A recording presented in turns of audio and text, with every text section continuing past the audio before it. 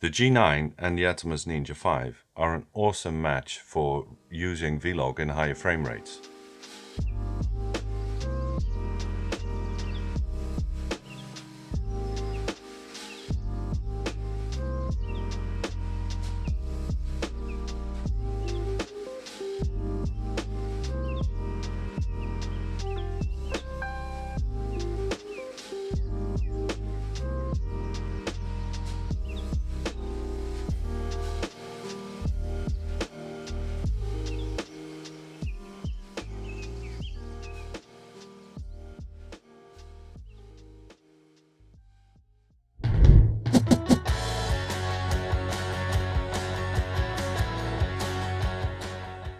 Welcome to my channel and welcome to part 2 of this series about V-log.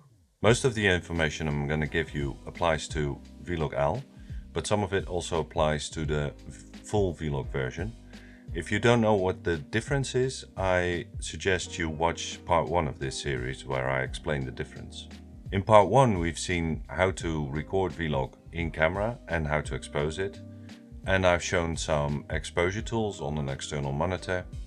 And in this video we're going to take a deeper dive into using an external monitor with V-log, and we'll also be recording externally in V-log and take a look at the advantages that has. Using an external monitor can give you a huge benefit over using your camera's rear screen. External monitors usually have a bigger and brighter screen than your camera's rear screen. That makes it easier to get you an idea about your composition, your lighting and your exposure. Another important benefit of using an external monitor is that they have all kinds of exposure tools built into them, and that's what we're going to talk about. In part 1 we saw some exposure tools a camera can have, like zebras and Waveform in the G9. Most external monitors have those tools too, but some have even more, like false color overlay and Vectorscope. I'll be using my Atomos Ninja V to demonstrate this. It might work a bit differently on your monitor. Let's first take a look at zebras.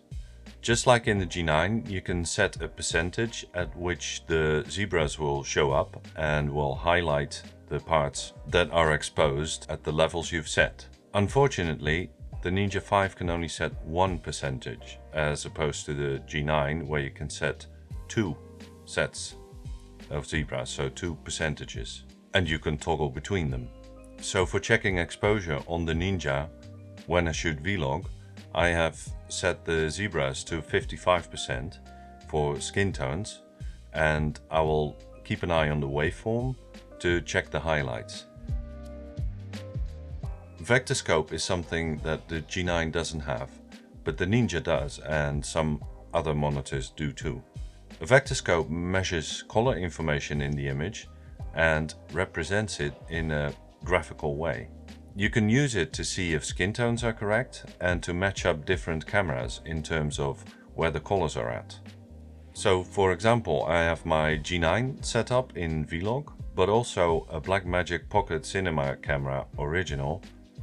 What a long name that is. That obviously doesn't have V-log. I then use the Vectorscope to see if the colors match. If not, I can play around with the white balance settings and watch the Vectorscope to see if they match.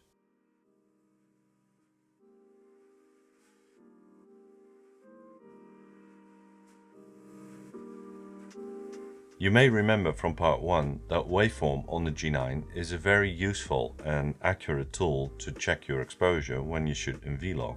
And most, if not all, external monitors have Waveform built in as well. The advantage of using it on an external monitor is that it's much easier to read on a bigger and brighter screen. And also because the graphical representation of the waveform on those monitors is usually of a higher quality than the one on your camera. It looks a bit more detailed as well. Now before I get to the next tool, I want to point out something to be aware of. There is a big difference between using LUTs on the G9 as a viewing LUT and the LUTs on the Ninja. On the G9 it doesn't matter whether you have the V-log View Assist with the VLT LUT turned on or off. the exposure tools of the G9 will still read the information from the flat V-log image and not from the image with the LUT applied. Whereas with the Atomos Ninja V, as soon as you turn on LUT in the monitor menu, the Ninja will read the image with the LUT applied. So your exposure tools will take the information of the image with the LUT applied. So keep that in mind. It might be different on other monitors, so it's a good idea to check if your monitor does the same thing or not. What I like to do is to check exposure without a LUT, so my Ninja's exposure tools will read the V-log image correctly before I turn the LUT on. In my opinion, false color overlay is the most useful tool and also the most easy to use, because you get a highly visual representation of the exposure readings across the entire image. And in case of the Ninja V, there's a scale on the left side where you can look up what IRE level a certain color represents. And of course, just like other tools, it adjusts in real time, so you can see the colors change as you adjust exposure. So when shooting in V-log, it's very easy to see whether skin tones are properly exposed just by looking at the colors on the skin and see if those colors correspond with the IRE levels between 42 and 55%. This is the tool I use the most. One thing you need to know about using an external monitor is that the G9 and some other cameras can output the viewing LUT, the .vlt LUT, over HDMI. I like to turn this off and instead load a 33-point cube LUT into my monitor and use that, because a 33-point cube LUT gives me a more detailed idea of how the final result may look. In my Ninja V, for example, I have a couple of LUTs installed and I can turn them on or off really easily when I need to. In the G9, you can turn the VLT LUT off by going into the menu, the spanner with C icon, and then HDMI rec output, and set LUT HDMI display off. The Atomos Ninja V not only is an excellent external monitor, it is also an external recorder. And that has some big advantages when using it with a G9 or some other cameras. I'll get to that in a minute. First, let's take a look at how to set the camera up and how to set the recorder up for shooting in V-log. In part 1, I've explained that V-log is designed for 10-bit video, and that if you want to shoot in 50 or 60 frames per second 10-bit 422 on the G9, you need an external recorder, because internally the G9 can only record 8-bit in those frame rates. So how do we set this up to take full advantage of the G9's capabilities? In the G9 menu, go to the menu with the film camera icon, scroll all the way down to HDMI rec output. Then at the bottom it says 4K 60p 50p bit mode. Here you can set it to 422 10-bit, and that will make sure that in those higher frame rates the camera will output 422 in 10-bit. Now it can look a bit confusing on the camera's rear screen when you have it set up like this, because as you can see here at the top of the screen, it still says 50p 8-bit, but it does output 10-bit 422 over HDMI. Something to note here is that you can't simultaneously record internally in these frame rates when you have it set to 10-bit 422 HDMI output. You can, however, record simultaneously internally in 10-bit 422 up to 30 frames per second. And how do we set up the Ninja for this? This is where the settings get really important when you want to shoot in V-log. Go into the menu of the Ninja and go to the input page. This is where we can tell the Ninja what the camera's output is. Here you select Panasonic and it will show V-log and V-gamut. If you use DaVinci Resolve as your editing software, this is all you need to do and you're good to go for shooting in V-log. However, for those of you who don't use DaVinci Resolve, you need to have slightly different settings or use Gerald Undone's Atomos Range Fix LUT. Simply put, this has to do with legal and full range and how the Atomos Ninja interprets V-log. I highly recommend watching 2 of Gerald Undone's videos where he explains this issue. I'll put links to those videos in the description. Now, I don't know how this works on other recorders like the Blackmagic Video Assist, since I've only worked with the Atomos Ninja V. So other recorders may not have the same issue. Just like when using an external monitor, I recommend turning off HDMI LUT display in the camera. Because if you leave this on, the recorder will record the image with the .vlt LUT applied.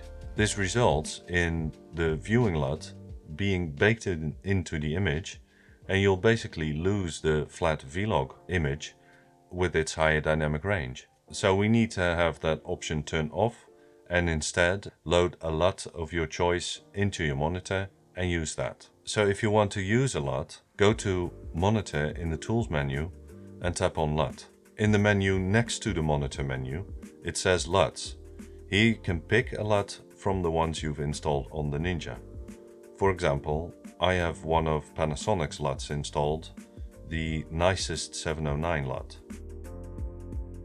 Now that we've set it all up, there's one more important thing we need to make this work, and that's an HDMI cable. And more specifically, an HDMI cable that can handle 4K 60p 10-bit 422. You will need a cable that's compliant with HDMI 2.1 and has a data transfer speed of 48 gigabits per second. Anything lower than that will only work up to 30 frames per second. I've tested multiple different cables that were listed 4K 60 frames per second, including Gerald Undone's purple HDMI cable. None of them worked when using more than 30 frames per second. Now, I've had a discussion about this with Joseph and later also Gerald Undone, and it turns out that this issue only occurs with certain cameras, one of which is the G9. Gerald Undone confirmed this and said that he's working on a version that won't have this issue. So huge shout out to Joseph and Gerald Undone for figuring this out with me. Go and subscribe to their channels as well. So at this point in time, as far as I know, there are currently no coiled HDMI cables on the market that meet these specifications. But there are plenty of affordable options for suitable regular HDMI cables that will work fine. I'll put links to some in the description. As you've probably figured out by now, the big advantage of using an external recorder is that you can still use V-log in higher frame rates, because the G9 and other cameras can put out 10-bit 422 over HDMI in 50 and 60 frames per second. And you need 10-bit for V-log. If you have any questions or you have anything to add, please let me know in the comments. And in the next part of this series, I will talk about post-processing V-log. I hope this video was helpful. If so, please give it a like and subscribe to the channel and maybe hit that notification bell. And I hope to see you next time. Thanks for watching. And it's a good idea to check if you check the skin tones are properly exposed with the G9 and some other cameras. Turning off LUT HDMI display. I'll put links to some in the